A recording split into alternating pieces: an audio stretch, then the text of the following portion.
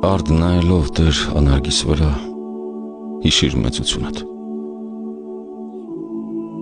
Եվ երբ քեզանից բարիք խնդրեմ ես իմ ատողներին, դու նրանց համար, որ քոնն են դարձյալ,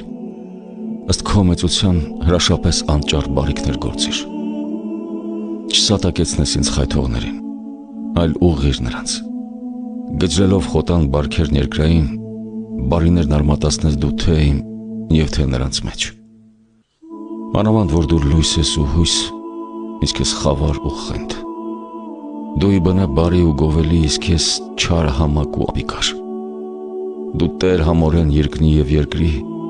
իսկ ես չեմ իշխում շնչիս և հոգուս։ Դու բարձրյալ ազատ,